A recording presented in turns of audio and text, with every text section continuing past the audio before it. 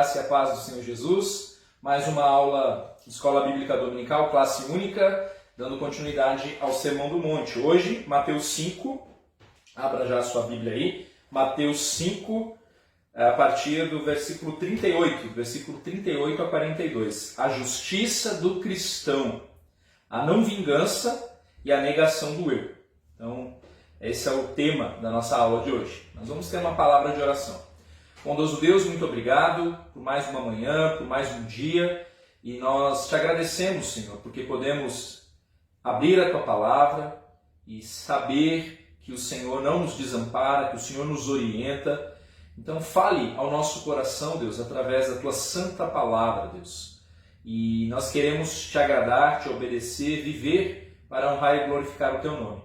Então eu peço a Tua bênção sobre a vida de todos os meus irmãos que têm se disposto a estar nas aulas de Escola Bíblica Dominical através dos vídeos. E assim oramos agradecidos em nome de Cristo Jesus. Amém. Amém, meus irmãos. Então, nós percebemos, que Jesus ele continua ali a exemplificar a justiça do reino. Essa é a essência aqui do que Jesus tem feito nesses primeiros versículos, no capítulo 5, apontando para os princípios da lei em contraste com as tradições judaicas. Então o objetivo é a condução para uma vida de obediência interna, de coração, ao espírito da lei. Ou seja, nós precisamos ter em mente, como nós temos ressaltado em cada encontro, que Jesus ele está em total discordância com os ensinamentos dos fariseus e dos escribas, mas em absoluta harmonia com o ensino do Antigo Testamento. É o que nós temos visto até aqui. Então, hoje, nós vamos olhar para o quinto contraste revelado por Jesus, no versículo 38. Ouvistes que foi dito, olho por olho, dente por dente. Então, acompanhe a leitura, Mateus 5, 38 até o versículo 42. Ouvistes o que foi dito, olho por olho, dente por dente. Eu, porém, vos digo, não resistais ao perverso, mas a qualquer que te ferir na face direita, volta-lhe também a outra. E ao que quer demandar contigo e tirar-te a túnica, deixe-lhe também a capa. Se alguém te obrigar a andar 1 milha, vai com ele 2. Dá a quem te pede, e não voltes as costas ao que deseja que lhe emprestes. Então, mais uma vez, é relevante considerar aqui aquelas 3 divisões que nós temos feito aí para verificar esse contraste que Jesus tem feito. A lei, os fariseus e escribas e o próprio Senhor Jesus. Então, é importante a gente olhar isso para uma compreensão correta a respeito dessa passagem. Além disso, nós precisaremos considerar alguns pressupostos de interpretação mesmo geral. Então, com relação à lei, versículo 38, ouvistes que foi dito, olho por olho, dente por dente. Essa declaração ela aparece nos trechos de Êxodo 21, de Levítico 24, versículo 20, e Deuteronômio 19, 21. Como nós vimos já também na questão do adultério, do divórcio e dos juramentos, o principal intuito desse preceito mosaico era também o de controlar os excessos, no caso específico de controlar a ira, a violência, a vingança. Então o revidar é uma resposta quase que natural para a nossa carne, para a nossa natureza caída. As crianças, por exemplo, são um bom exemplo dessa prática aqui, geralmente não deixando barato a afronta ou a possessão de algum brinquedo pelo outro. Quem tem filho sabe muito bem disso, parece que todos querem o mesmo brinquedo ali.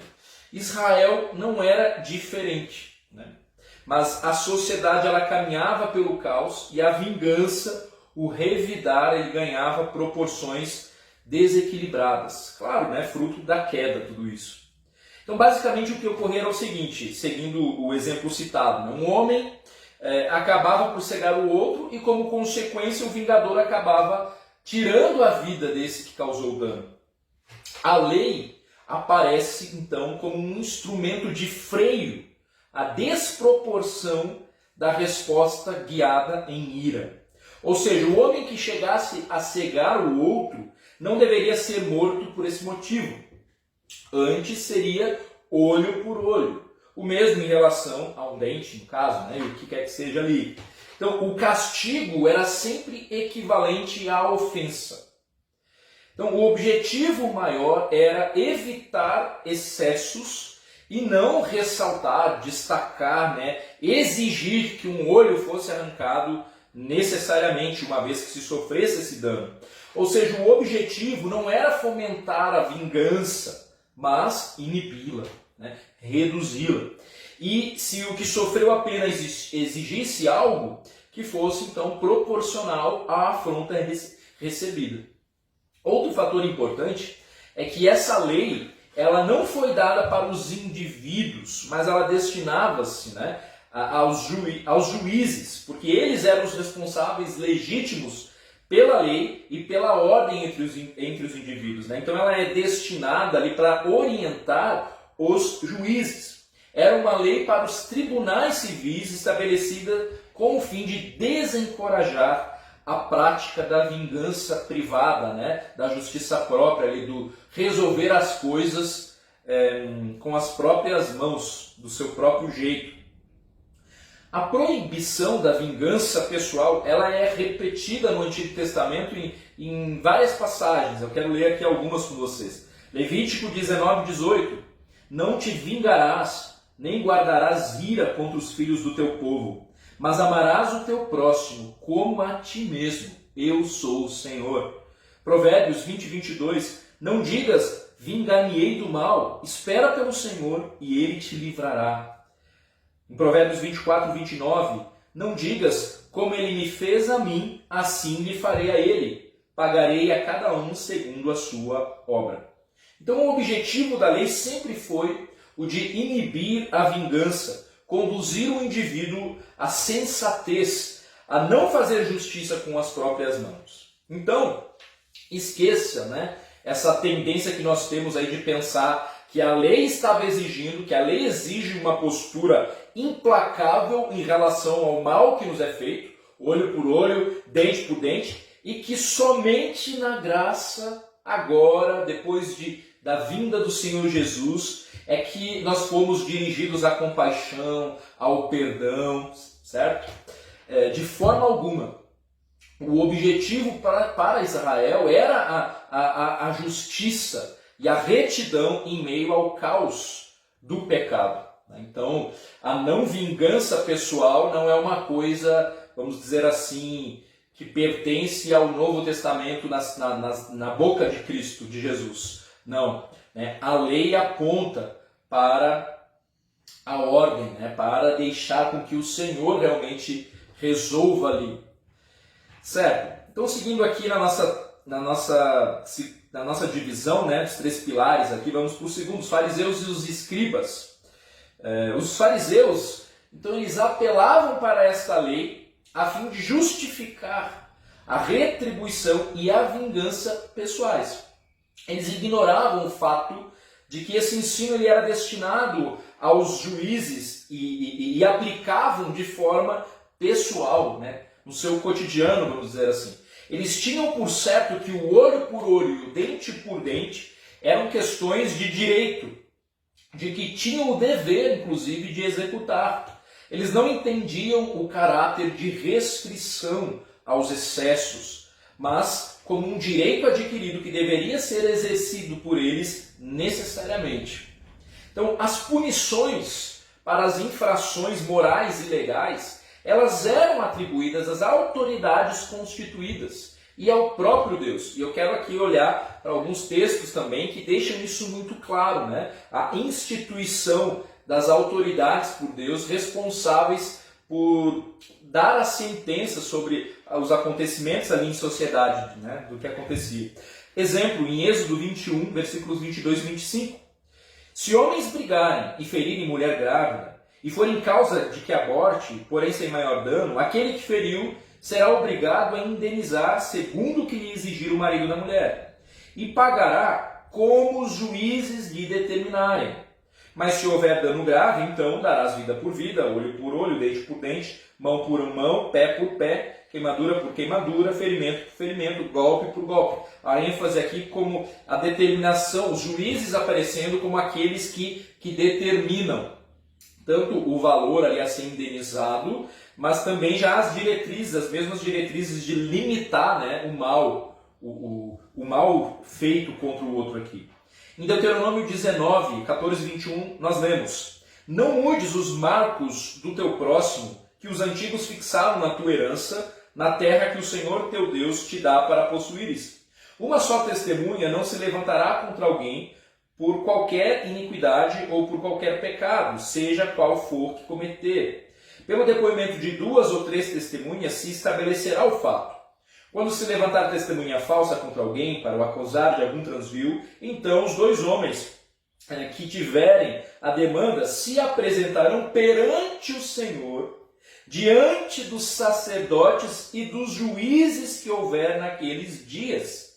Os juízes indagarão bem. Se a testemunha for falsa, se tiver testemunhado falsamente contra o seu irmão, falhar-lhe-eis como cuidou fazer a seu irmão, e assim exterminarás o mal do meio de ti, para que os que ficarem ouçam e temam, e nunca mais tornem a fazer semelhante mal no meio de ti. Não olharás com piedade, vida por vida, olho por olho, dente por dente, mão por mão, pé por pé. Mais uma vez aqui o princípio, né, da autoridade constituída aqui, homens que deveriam indagar bem ali, verificar o que estava acontecendo e aplicar a sentença, né? Então a orientação para que esses juízes se apresentem de forma justa e de forma a inibir, né, a vingança, a justiça própria, inclusive. Salmo 94, versículo 1 a 2. Ó Senhor, Deus das vinganças, ó Deus das vinganças, resplandece. Exalta-te, ó juiz da terra, dá o pago aos soberbos. Em Romanos 12, 19. Não vos vingueis a vós mesmos, amados, mas dais lugar à ira, porque está escrito: a mim me pertence a vingança, eu é que retribuirei, diz o Senhor. Hebreus 10, 30 a 31. Ora, nós conhecemos aquele que disse: a mim pertence a vingança, eu retribuirei. E outra vez, o Senhor julgará o seu povo. Horrível coisa é cair nas mãos do Deus vivo. Então os juízes, os sacerdotes, o próprio Deus aqui como aquele que orienta e que responsável então por cumprir a lei de forma justa a sentença sobre o perverso, sobre aquele que cometeu afronta contra o próximo, inclusive. Então os fariseus, eles eram culpados de 2 erros. Eles interpretavam e executavam a lei eles mesmos, desconsiderando que as autoridades instituídas ali, que eram responsáveis por isso, e eles transformavam o que deveria ser um freio para a vingança em um mandamento que deveria ser cumprido. Então eles estão ávidos ali por fazer justiça mesmo com as próprias mãos, né?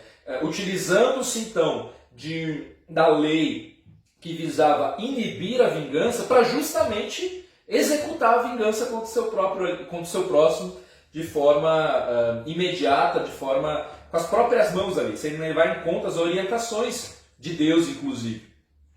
Certo? Então, a partir do versículo 39, Jesus ele continua aqui o seu argumento. Eu, porém, vos digo, não resistais ao perverso, mas a qualquer que te ferir na face direita, volta-lhe também a outra. E ao que quer demandar contigo e tirar-te a túnica, deixa-lhe também a capa. Se alguém te obrigar a andar 1 milha, vai com ele 2. Dá a quem te pede, e não voltes as costas ao que deseja que lhe emprestes. Então, quando Jesus diz, não resistais ao perverso, ele não está aqui contradizendo o princípio verdadeiro, né, e justo da retribuição, né, da justiça, segundo o que foi estabelecido ali pela lei, sem excessos, com equilíbrio, por meio dos juízes instituídos. Ele tem em mente que tal princípio ele não pode ser aplicado nos relacionamentos pessoais de forma pessoal, né? Então é importante ter em mente que esse princípio é direcionado para o cristão. Esse também não é um princípio que pode ser vivenciado pelo mundo, né? O mundo olha para o Sermão do Monte e destaca, inclusive, a mensagem do Sermão do Monte, mas este princípio, que os princípios que estão sendo levantados pelo Senhor Jesus, eles só podem ser vivenciados por aqueles que nasceram de novo.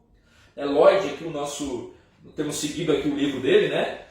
Estudos no Sermão do Monte, ele inclusive irá salientar que o princípio de freio aos excessos que a lei direciona, eles são aplicáveis inclusive ao mundo, vamos dizer assim. O mundo precisa ser apaziguado, precisa de restrição para frear o mal, né, da sua condição pecaminosa, né, de trevas que são. Mas a aplicação na esfera pessoal é um princípio norteador para o cristão. Ao cristão é exigido colocar em prática a negação do eu na esfera dos seus relacionamentos. Em outras palavras, aqui não está em foco aqui a discussão sobre o pacifismo, ou se o cristão pode servir o exército, se ele pode ser policial ou coisa do tipo. Há quem entenda essa passagem de uma forma estritamente literal, afirmando que seria anticristão, inclusive, dispor de exército, de força policial, de magistrados, juízes. O pensamento é que o cristão não deve oferecer resistência ao perverso, pois o método de Cristo não consistiria em resistir ao mal em qualquer sentido. Mas para chegar a essa conclusão, né, que é difícil, inclusive, seria necessário não levar em conta a própria Escritura. E toda a interpretação do Sermão do Monte precisa considerar o ensino da Escritura como um todo. Então, se determinada interpretação do Sermão do Monte acaba por contradizer um ensino geral da Escritura como um todo, é sinal de que a nossa interpretação específica aqui no Sermão do Monte está equivocada. Então, a conclusão sobre o não resistais ao perverso não pode ser, não se deve aplicar qualquer punição aos criminosos, porque isso estaria contradizendo o restante das Escrituras. Né? Só para citar um exemplo, leia aí Romanos 13, 3 a 5. Porque os magistrados não são para temor quando se faz o bem, e sim quando se faz o mal. Queres tu não temer a autoridade? Faze o bem e terás louvor dela, visto que a autoridade é ministro de Deus para teu bem. Entretanto, se fizeres o mal, teme, porque não é sem motivo que ela traz a espada, pois é ministro de Deus, vingador, para castigar o que pratica o mal. É necessário que estejais sujeitos, não somente por causa do temor da punição, mas também por dever de consciência. Ou seja, a consequência para o perverso está prevista, né? A justiça sobre a vida dele está prevista, mas deve se dar nas esferas instituídas por Deus. Nessa passagem, então, a reação do crente como um indivíduo para com as coisas que foram feitas contra a sua pessoa é que estão em jogo. E não se de fato a gente pode se valer, né, da justiça, dos meios oficiais, né, das autoridades instituídas ali para restringir o mal, para ir atrás ali de observar que algum direito legítimo seja de fato colocado em prática ali. Então, nas palavras do Lloyd, né, ele afirma: poderíamos discutir sobre o crente em termos de Estado, da guerra e de outras coisas dessa natureza. Porém, isto é algo que fica em um nível muito inferior àquilo que o Senhor Jesus Cristo pede que enfrentemos aqui. O Senhor pede de cada um de nós que encare a si mesmo. E é muito mais fácil discutir acerca do pacifismo do que enfrentar francamente o ensino do Senhor Jesus neste ponto. Basicamente, o do negar a si mesmo no que diz respeito aos teus relacionamentos pessoais, na esfera pessoal. Né? Então, dito isto, as ilustrações que seguem, né, nos versos 39 até o 42, elas são usadas para destacar o fato de que o cristão, para não se vingar de alguém que o tenha ofendido pessoalmente, ele vai ao extremo oposto. Então a ideia central é de que o cristão precisa morrer para o eu. E as ilustrações aqui colocadas por Jesus, elas exemplificam de que maneira isso deveria ocorrer. Então vamos olhar para cada uma delas. Versículo 39. Eu, porém, vos digo, não resistais ao perverso, mas a qualquer que te ferir na face direita, volta-lhe também a outra. Nós devemos estar preparados para sofrer, sem responder com vingança. Esse é o exemplo que os apóstolos eles nos deixaram e o próprio Senhor Jesus também. Quero ler aqui 1 Pedro, primeira carta de Pedro 2, 21 e 23. Porquanto para isto mesmo fostes chamados, pois que também Cristo sofreu em vosso lugar, deixando-vos exemplo para seguirdes os seus passos, o qual não cometeu pecado, nem dolo algum se achou em sua boca. Pois ele, quando ultrajado, não revidava com ultraje. Quando maltratado, não fazia ameaças, mas entregava-se àquele que julga retamente. 1 Coríntios 4, 9 a 13. Porque a mim, o apóstolo Paulo escrevendo, porque a mim me parece que Deus nos pôs a nós, os apóstolos, em último lugar, como se fôssemos condenados à morte, porque nos tornamos espetáculo ao mundo, tanto a anjos como a homens. Nós somos loucos por causa de Cristo, e vós sábios em Cristo. Nós fracos e vós fortes, vós nobres e nós desprezíveis. Até a presente hora sofremos fome, sede e nudez, e somos esbofeteados, e não temos morada certa, e nos afadigamos, trabalhando com as nossas próprias mãos. Quando somos injuriados, bendizemos. Quando perseguidos, suportamos. Quando caluniados, procuramos conciliação. Até agora, temos chegado a ser considerados lixo do mundo, escória de todos.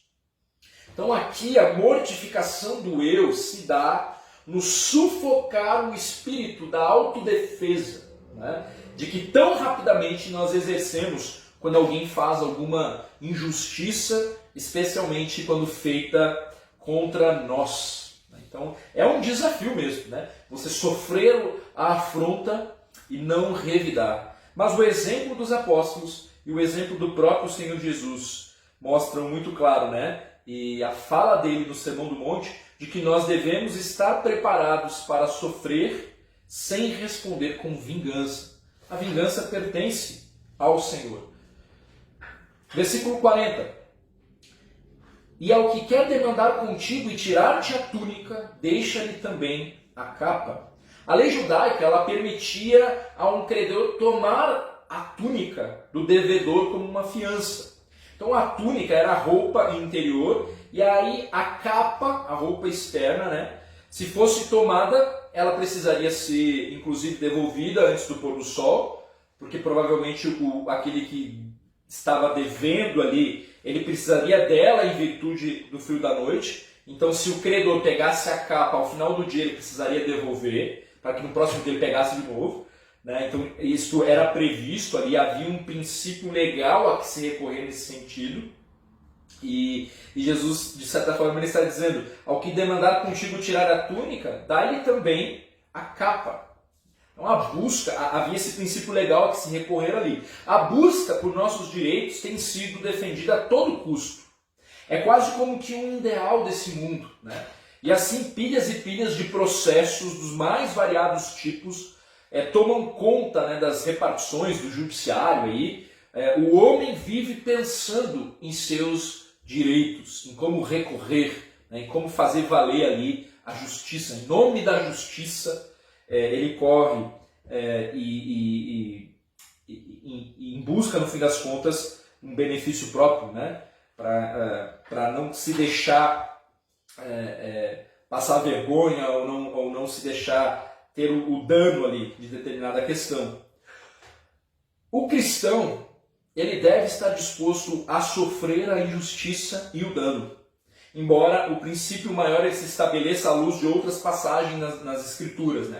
Entretanto, em tais passagens, nós percebemos que há sim um protesto, há sim uma reivindicação, mas é contra a quebra da lei, e não em virtude de uma preocupação com insultos e ofensas pessoais. Então, um exemplo, Paulo, quando ele é preso sem julgamento, e ele exige que os magistrados lá venham libertá-lo pessoalmente, ele não tem, porque ele foi preso à vista de todos, e agora, então, como cidadãos romanos, depois que descobriram isso, eles queriam simplesmente libertá-los. E Paulo não, Paulo exige que os magistrados pessoalmente os libertem, né, e que seja reconhecido publicamente que o que foi feito foi um erro ali. Mas ele não tem, foi um erro não por uma questão pessoal, né, mas porque Paulo ele tem em mente não a justiça própria, fruto de uma indignação por ele ter sido jogado na masmorra, mas ele pretende deixar claro que a prisão sem um processo legal foi um ato de ilegalidade. Né? Jesus, da mesma forma, quando ele foi esbofeteado, né, pelos guardas, ele não deu a outra face literalmente. Né? Esse episódio aqui, ele respondeu, deixando claro que aquele ato de violência consistia em transgressão da lei. Então, abre aspas, dizendo ele isto, um dos guardas que ali estavam deu uma bofetada em Jesus, dizendo: é assim que falas ao sumo sacerdote? Replicou-lhe Jesus: se falei mal, dá testemunho do mal, mas se falei bem, por que me feres? Então, Jesus também está deixando claro aqui que aquela agressão ela estava indo contra a lei. Aqui. Então, aqui a mortificação do eu, ela se dá no deixar de lado os nossos interesses pessoais, o nosso senso de direito pessoal. Então, apesar da resposta que nós precisamos dar quando se tratar de alguma afronta à lei divina, né, ao próprio Deus, mas no restante a mortificação do nosso pretenso direito, inclusive, irá impactar esse mundo. E por isso que a ressalva anterior, né? O padrão de Deus ele é elevadíssimo, nós precisamos de Cristo. Somente alguém que nasceu de novo pode olhar para o padrão do Senhor aqui e realmente crer que é possível vivenciar isso, crer que é possível ser um imitador de Cristo nesse mundo, fazendo a diferença. Versículo 41. Se alguém te obrigar a andar uma milha, vai com ele 2. Então, basicamente, o cristão deve fazer além daquilo que lhe for solicitado. Aqui é a ideia principal.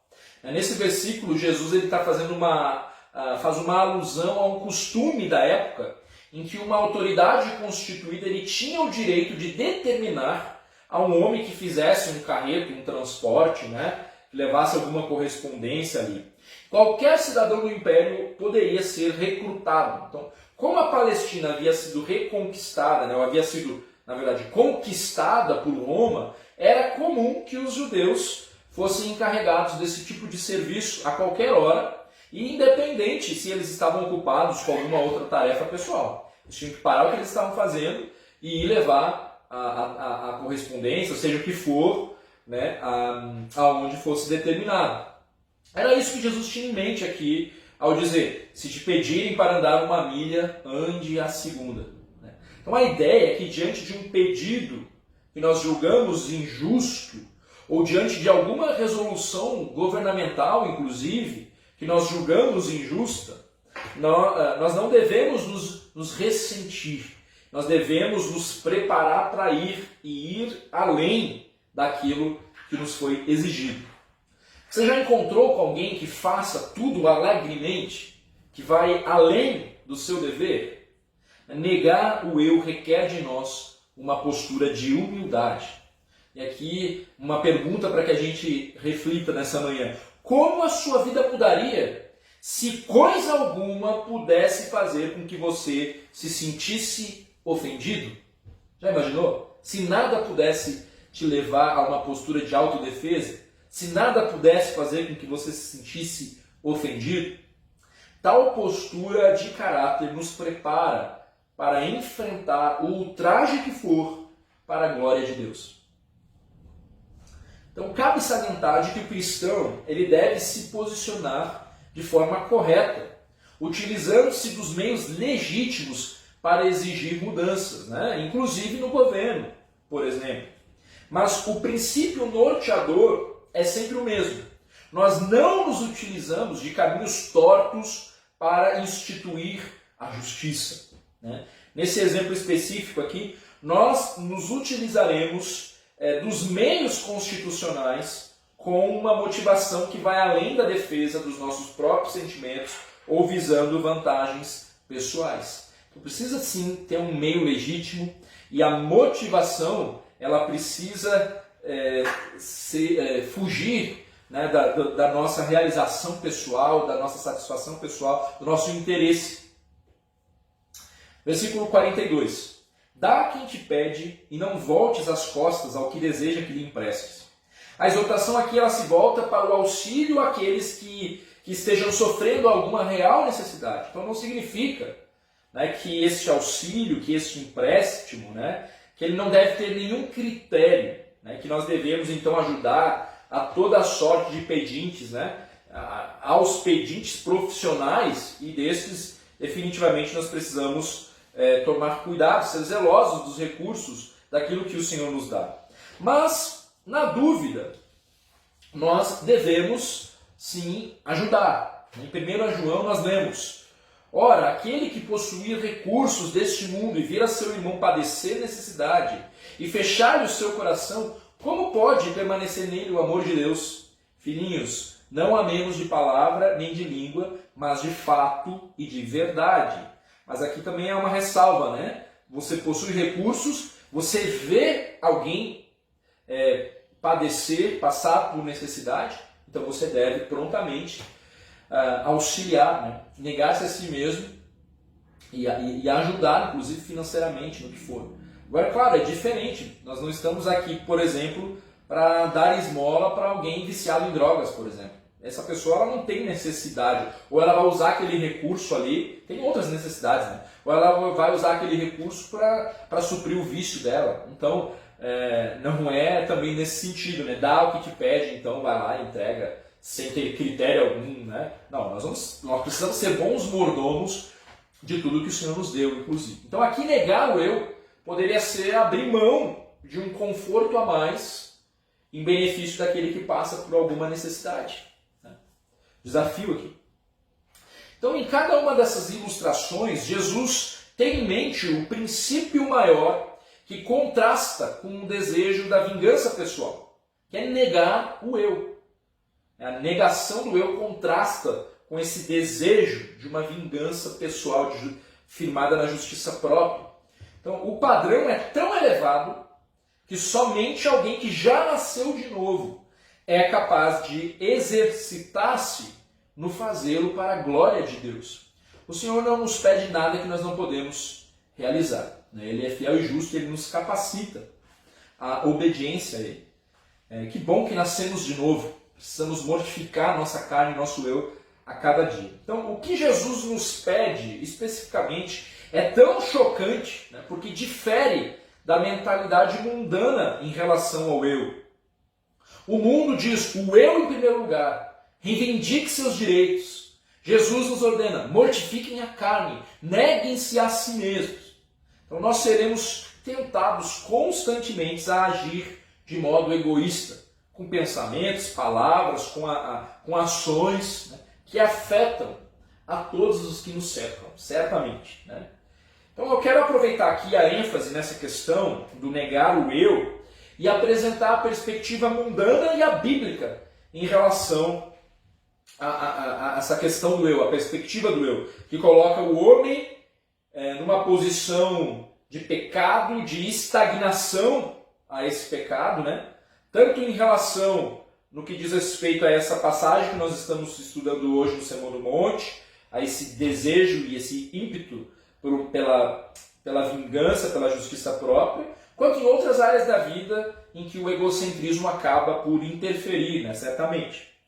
Então, a perspectiva do mundo, a sabedoria do mundo ensina que muitos dos nossos problemas têm origem numa autoimagem negativa ou autoestima baixa. A sabedoria do homem natural afirma também que você deve aprender a amar a si mesmo antes de poder amar aos outros, que você precisa elevar a sua autoestima, que as suas necessidades devem ser supridas para que você possa ajudar outros, que você precisa perdoar a si mesmo para poder encontrar paz, que você tem um valor infinito devido ao seu Deus interior que há em você, ou que você então precisa entrar em contato consigo mesmo e com os seus sentimentos para encontrar então satisfação plena na sua vida. Todos esses pontos de vista são errados e são contrários à verdade da palavra de Deus. Eu organizei aqui, inclusive essa é o alerta, né, que nós encontramos neste livro, que é um curso, na verdade. Quem sabe um dia a gente consegue trazer aqui para fazermos juntos como igreja, né, o curso Autoconfrontação, um manual de discipulado em profundidade. Então, deste livro aqui, Autoconfrontação, eu retirei então aqui fiz algumas tabelas aqui para nos ajudar a pensar um pouco nessa perspectiva do eu, que está distorcida em virtude da queda, né, que este mundo carrega, e o que Deus espera, e a resposta de Deus para nos capacitar, inclusive, a negar o nosso eu e assim nos parecermos cada vez mais com Cristo. Na primeira tabela aqui, então, nós percebemos as explicações do homem para a perspectiva inferior que ele tem de si mesmo, né? A autoestima baixa. Porque com relação ao eu, então existem essas esferas aqui, né? Uma autoestima baixa, uma autoestima elevada, a autocomiseração, né? São alguns pilares aí dessa perspectiva. Então, que explicações o homem, né, ele costuma dar a respeito dessa questão da autoestima? Há um ambiente desfavorável, um trabalho não realizador, defeitos físicos, depreciação por parte de outros, a rejeição pelos pais, a falta de dinheiro, a falta de instrução, o desrespeito de outros, a incapacidade para se comunicar, a incompreensão dos outros, uma dificuldade para aprender, falta de oportunidades no trabalho, murmuração do cônjuge, abuso quando criança, relacionamentos deficientes. É claro que algumas dessas coisas, né, e se não todas, nos levam a um sofrimento. Mas estas explicações são dadas, né, para definir ali alguém que tem uma autoestima baixa. Mas espera aí, nós precisamos aprender a responder a cada uma destas coisas, tanto aos nossos pecados, quanto às respostas pecaminosas que nós damos aos pecados de outros contra as nossas vidas de forma bíblica, né? Então eu não posso me fazer prisioneiro de uma definição, de qualquer um desses acontecimentos aqui, deixando com que ele defina a minha identidade, né? Mas, no entanto, então, aquilo que é ruim, aquilo que é mal nas nossas vidas, ocorre nas nossas vidas, acabam por definir alguém, né, como alguém com uma autoestima baixa, né? Certo? A segunda tabela ela apresenta maneiras fúteis que o homem recomenda para valorizar a si mesmo. Esse material faz parte de uma das lições do livro aqui, né, que pretende então nos conduzir ao pensamento. Peraí, eu preciso encontrar o equilíbrio, na verdade, bíblico, né, a resposta bíblica para o modo como eu me enxergo. O que Deus diz sobre o modo como eu devo me enxergar? É o Senhor também que deve ditar isso. Então não são os acontecimentos, né? Não é nenhuma iniciativa nossa, como daqui a pouco nós vamos ver, que vai ser capaz de por si só mudar a perspectiva que temos a respeito de nós mesmos. E a ideia hoje aqui é entender que a perspectiva que nós temos a respeito de nós mesmos, ela está errada, né? Tanto aquele que se autodenomina com uma autoestima baixa, ou aquele que tem uma autoestima elevada, né? Ambos, na verdade, estão dando respostas pecaminosas, né? Ou porque contrariam as Escrituras, né? E porque também não trazem resolução, né? Trazem efeitos colaterais, vamos dizer assim, para a vida deles mesmos e para a vida de todos os que os cercam, né? Então, alguém que vive na autocomiseração, que é o coitadinho de tudo, né? De tudo que aconteceu na vida, e que aí se tranca num quarto escuro, porque não...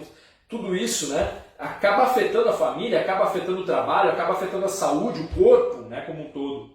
Da mesma forma, alguém que também, né, tem uma autoestima, entre aspas, elevada, né, também acaba por magoar pessoas, acaba por ter também consequências em todas essas mesmas esferas.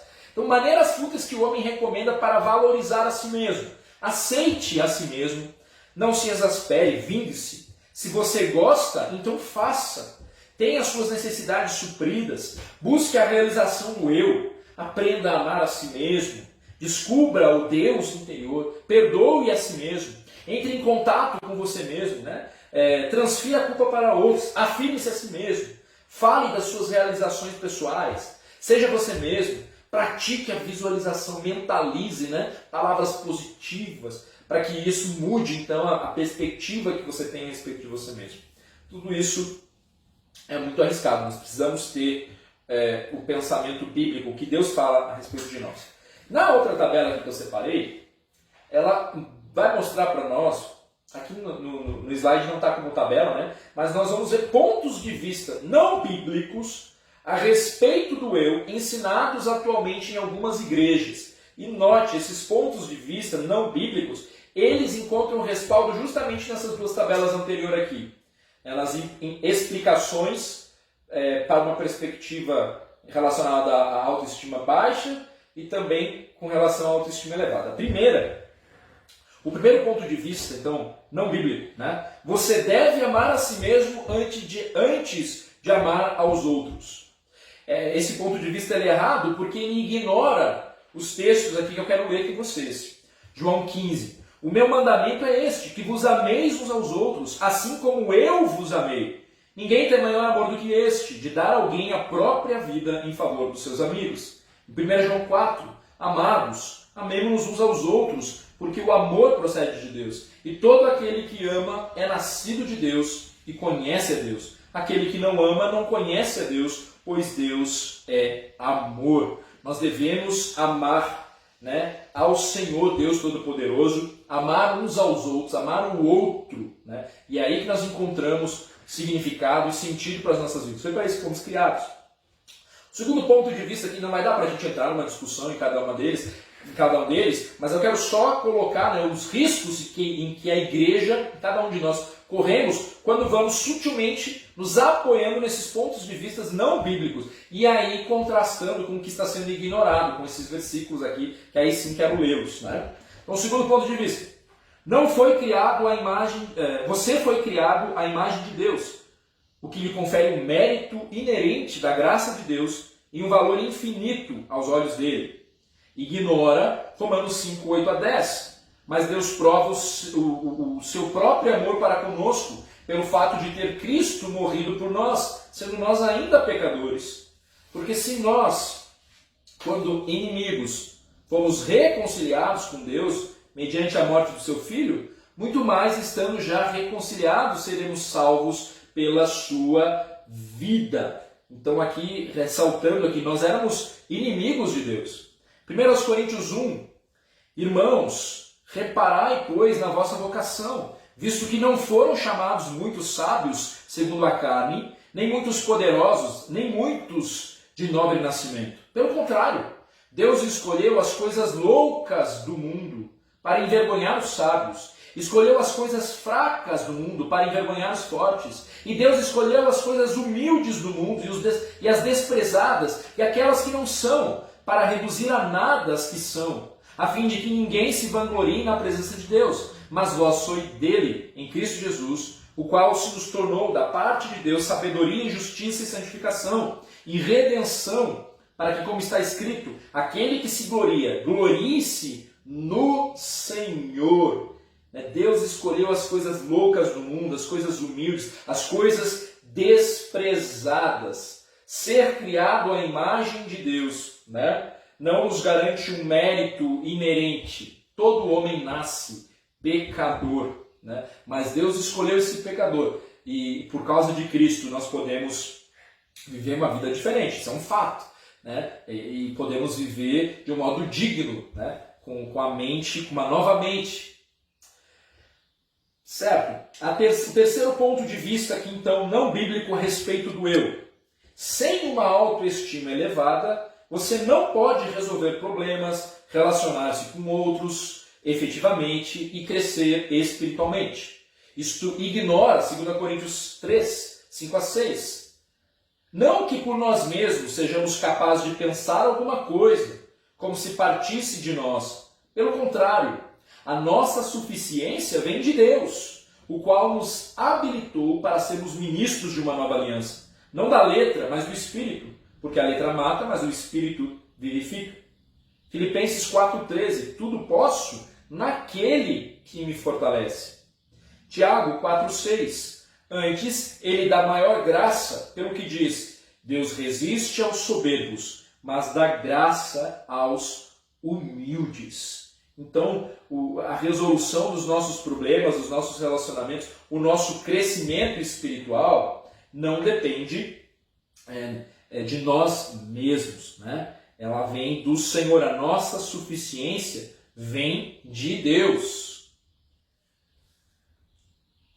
O outro ponto de vista, então, quando alguém afirma que não tem valor, comete um pecado dos mais graves. Valor pessoal é aquilo de que o homem mais necessita no mundo atual. Isso ignora Jeremias 9, que diz, assim diz o Senhor, não se glorie o sábio na sua sabedoria, nem o forte na sua força, nem o rico nas suas riquezas, mas o que se gloriar, glorie-se nisto, em me conhecer e saber que eu sou o Senhor e faço misericórdia, juízo e justiça na terra, porque destas coisas me agrado, diz o Senhor.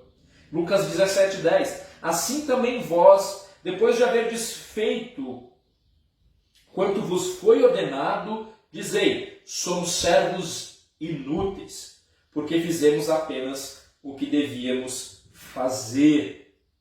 Então olha a perspectiva, bíblica que Deus vai apresentando sobre a nossa condição sem Cristo, e também, e com Cristo, e apesar de Cristo também. Então, o outro ponto de vista, para realizar algo significativo é necessário pensar positivamente a respeito de si mesmo. Isso ignora João 15, quando fala, permanecei em mim, e eu permanecerei em vós.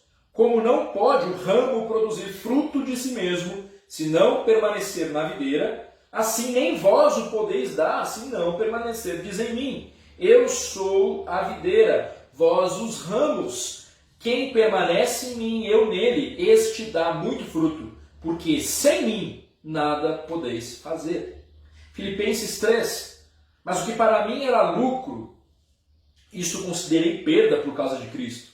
Sim, deveras considero tudo como perda, por causa da sublimidade do conhecimento de Cristo Jesus, meu Senhor, por amor do qual perdi todas as coisas e as considero como refúgio para ganhar a Cristo e ser achado nele, não tendo justiça própria que procede de lei, senão a que é mediante a fé em Cristo, a justiça que procede de Deus, baseada na fé, para o conhecer e o poder da sua ressurreição e a comunhão dos seus sofrimentos, conformando-me com ele na sua morte, para de algum modo alcançar a ressurreição dentre os mortos. Não que eu tenha já recebido ou tenha já obtido a perfeição, mas prossigo para conquistar aquilo para o que também fui conquistado por Cristo Jesus. Irmãos, quanto a mim, não julgo haver alcançado, mas uma coisa faço, esquecendo-me das coisas que para trás ficam, e avançando para as que diante de mim estão,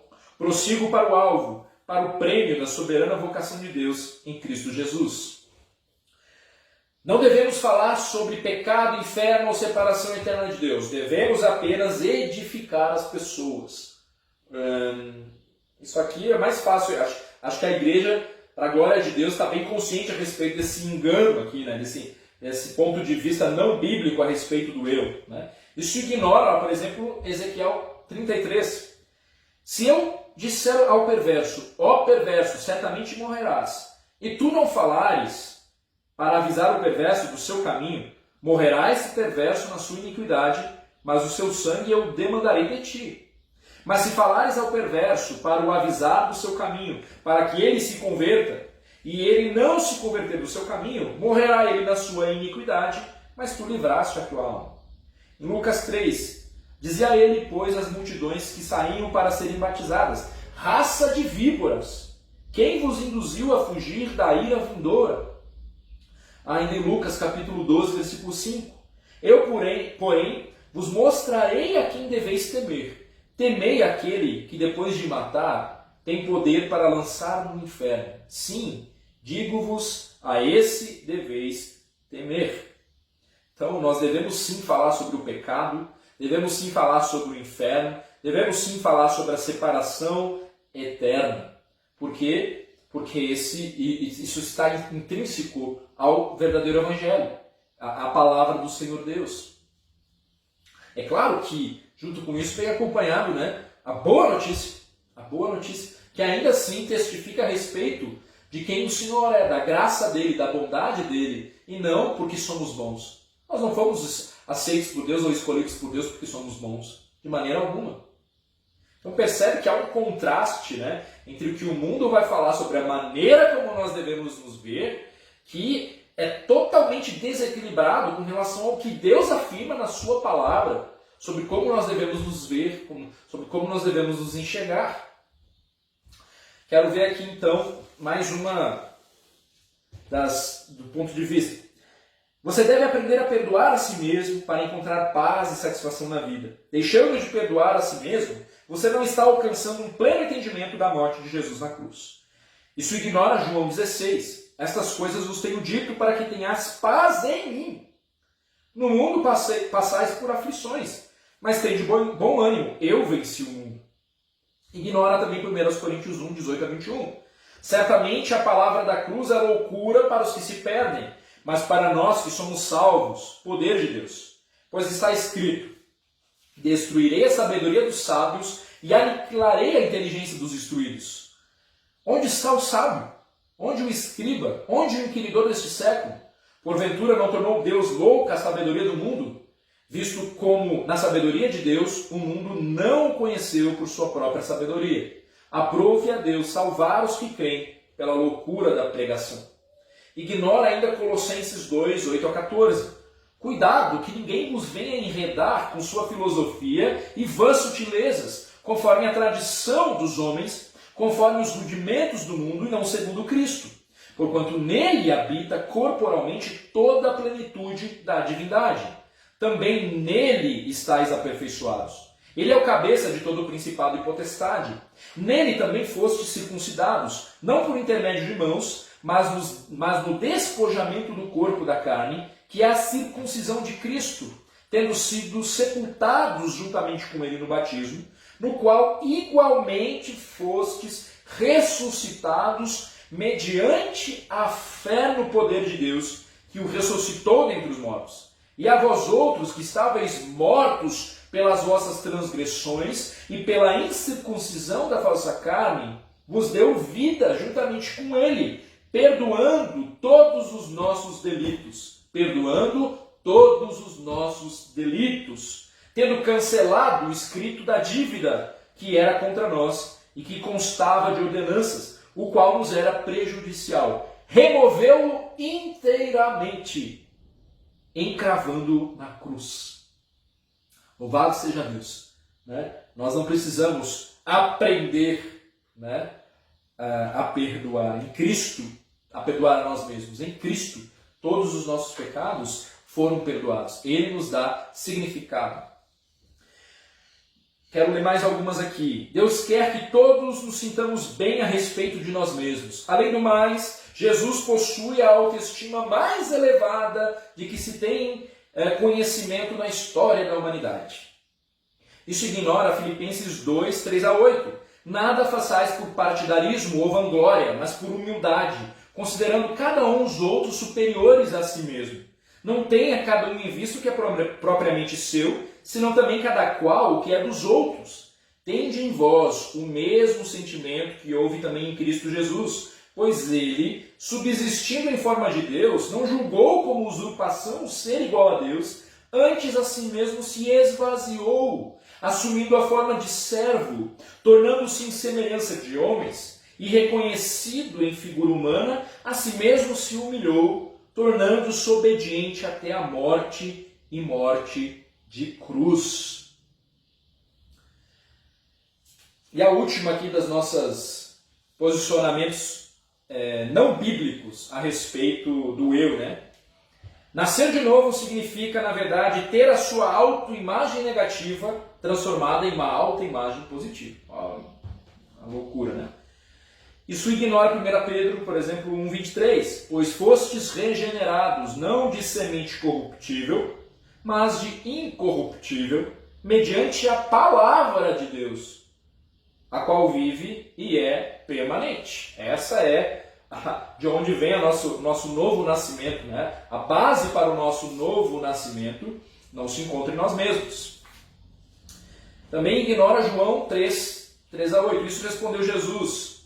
Em verdade te digo que se alguém não nascer de novo, não pode ver o reino de Deus. Perguntou-lhe Nicodemos: como pode um homem nascer sendo velho? Pode porventura voltar ao ventre materno e nascer segunda vez? Respondeu Jesus: em verdade te digo, quem não nascer da água e do Espírito não pode entrar no reino de Deus. O que é nascido da carne é carne, e o que é nascido do Espírito é Espírito. Não te admires de eu te dizer, importa-vos nascer de novo. O vento sopra onde quer, ouves a sua voz, mas não sabes de onde vem, nem para onde vai. Assim é todo o que é nascido do Espírito. Então as Escrituras, elas ensinam que uma vida plena não depende de uma boa autoimagem ou uma autoestima elevada. Uma vida realizada depende do seu relacionamento com Deus e de uma resposta bíblica ao problema do eu, ao pecado do egocentrismo. Então, Lloyd ainda nos alerta, acompanhe, abre aspas aí. Sempre que eu notar em mim mesmo alguma reação de defesa própria, ou o senso de contrariedade, ou o sentimento de que fui ferido e prejudicado, ou de que alguém me fez alguma injustiça, no instante mesmo em que eu sentir que esse mecanismo de defesa entrou em ação, simplesmente cumpre-me examinar-me tranquilamente, dirigindo a mim mesmo determinadas perguntas, tais como: exatamente por qual motivo esta questão me aborrece? Por que eu fico triste ao me deparar com ela? Qual é a minha verdadeira preocupação diante dela? Estou realmente interessado por algum princípio geral de justiça e retidão? Fico verdadeiramente comovido e perturbado pelo fato que em meu coração estou procurando defender uma causa justa, ou, se confessasse com honestidade, apenas estou preocupado comigo mesmo? Será tudo isso apenas aquele terrível e sujo egocentrismo e autointeresse, aquela condição mórbida que tomou conta de mim? Esse autoexame é essencial se quisermos ser vitoriosos no que toca a essa questão. Jesus, ele é o nosso referencial sobre uma vida destituída de egoísmo, pois o amor de Cristo nos constrange, julgando nós isto: um morreu por todos, logo todos morreram. E ele morreu por todos, para que os que vivem não vivam mais para si mesmos, mas para aquele que por eles morreu e ressuscitou. Mais uma vez, olhando para Lloyd, ele vai nos instigar aqui, relacionando com o texto do Sermão do Monte de hoje. Não fomos chamados para uma vida caracterizada pela autodefesa e pela autossensibilidade, e sim para uma vida em que, mesmo quando insultados, não retaliemos. Mesmo quando recebamos uma bofetada no lado direito do rosto, estejamos prontos a voltar também a outra face. Mesmo quando um homem chega a demandar conosco diante dos tribunais, querendo arrebatar-nos a túnica, estejamos dispostos a entregar-lhe também a capa. Quando alguém nos compelir a caminhar uma milha, caminhemos duas. E quando vier a pedir alguma coisa de nós, não retruquemos: isso é meu. Pelo contrário, devemos dizer: se este homem está padecendo alguma necessidade e se eu posso ajudá-lo, assim farei. Cumpre-nos dizer: já rompi definitivamente comigo mesmo, morri para mim mesmo, e a minha exclusiva preocupação é a glória e a honra de Deus. Então, o princípio aqui nesse texto que Jesus nos traz, né, é o do negar-se a si mesmo. Que desafio nós temos para a nossa vida toda, até o dia em que Cristo voltar, ou que a gente for para a glória mesmo, né, até o último minuto, nós vamos estar lidando com o nosso eu, com o nosso coração autocentrado, egocêntrico, né?